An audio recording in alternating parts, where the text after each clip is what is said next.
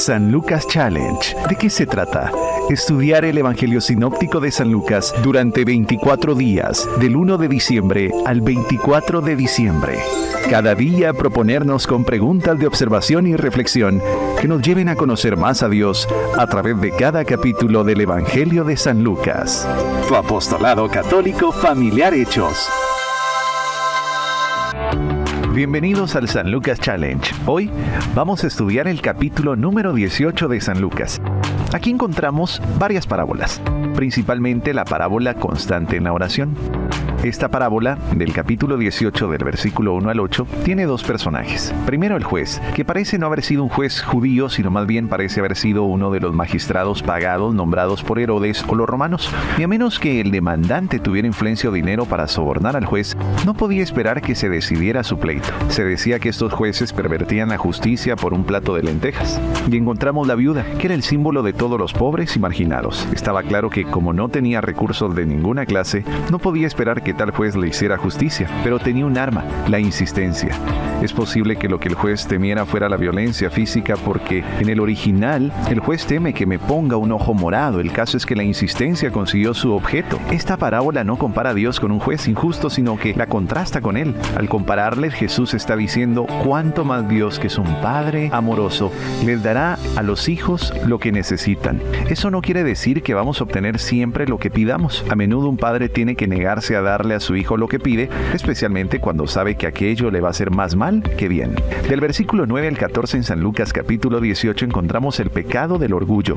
Los judíos religiosos practicaban la oración 3 veces al día, a las 9 de la mañana, al mediodía y a las 3 de la tarde. Se consideraba que la oración era más eficaz si se ofrecía en el templo, por lo cual el templo era frecuentado a esas horas. Jesús nos presenta a dos personajes. Uno era fariseo, realmente no oraba a Dios sino consigo mismo. La verdadera oración se dirige solamente a Dios. El fariseo estaba presentando sus credenciales delante de Dios. La ley judía no prescribía más que un ayuno obligatorio, el del día de la expiación. Pero los que querían ganar méritos ayunaban también todos los días lunes y jueves. Es curioso que esos eran los días de mercado cuando Jerusalén se llenaba de campesinos. Los que ayunaban se ponían polvos para parecer más pálidos y se vestían con cuidadoso descuido y salían a la calle para que los viera el público. Su actitud era la típica de los peores fariseos. El fariseo realmente no iba a orar, iba a informar a Dios de lo bueno que era.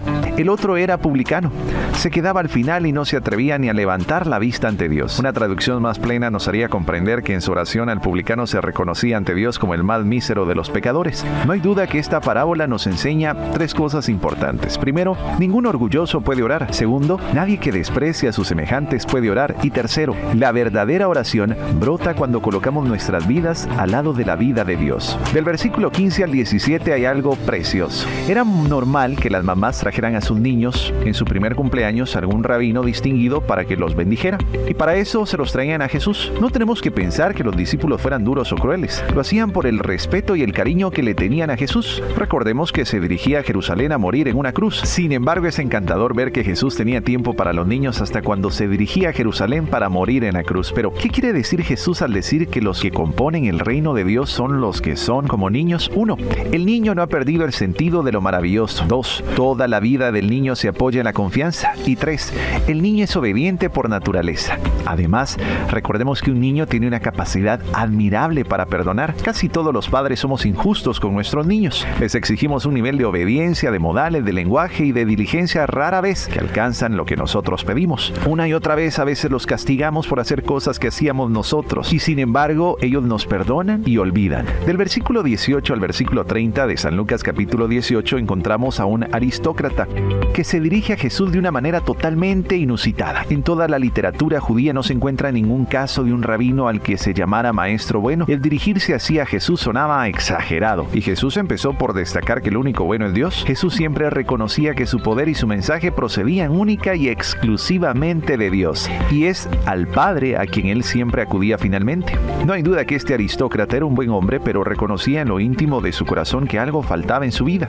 La respuesta de Jesús fue que si quería encontrar todo lo que estaba buscando, tenía que vender sus posesiones y distribuir el producto entre los pobres, y entonces seguir a Jesús. ¿Por qué hizo aquella demanda precisamente aquel hombre? Es que este joven, pese a guardar la ley, que era egoísta, la ley le instaba a amar al prójimo como a sí mismo, pero él no lo había hecho realidad al acumular riquezas para sí, sin compartir con los demás. Esto era lo que faltaba. Era rico, pero no daba nada. Si había de encontrar la verdadera felicidad, tenía que librarse de todo aquello. Del versículo 31 al 34 encontramos el valor frente a la cruz. Jesús hace gala de la gran entereza. Hay dos clases de valor: el de la persona que se encuentra ante una emergencia o crisis que se le presenta de imprevisto y que se lanza sin considerar el riesgo, y el de la persona que prevé una situación terrible que se le acecha más adelante y sabe que solo la podrá evitar si sale huyendo, y sin embargo sigue adelante y se enfrenta con ella con los ojos abiertos. Jesús ejerce este valor sin lugar a dudas. Jesús sabía lo que era la cruz y sin embargo siguió adelante. No cabe duda de que Jesús fue, entre otras muchas cosas, un maravilloso ejemplo del más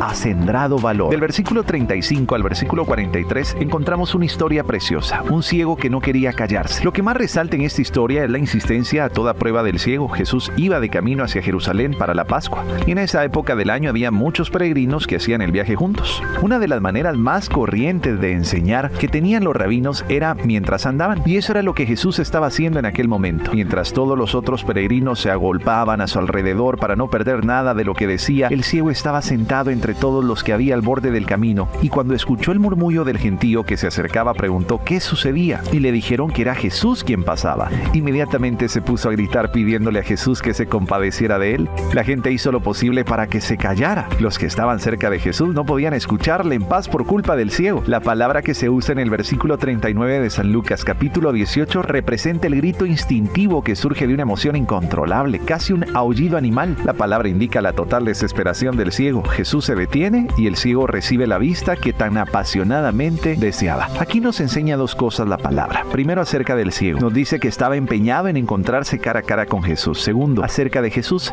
que nos dice también algo. En aquel momento estaba hablando con la multitud como un rabino, pero se detuvo y lo dejó absolutamente todo ante la llamada de angustia del ciego. Había un alma necesitada, y eso era más importante que lo que Jesús estaba haciendo en ese momento. Mañana vamos a estudiar el capítulo número 19 de San Lucas, en el San Lucas Challenge, tu apostolado católico familiar Hechos.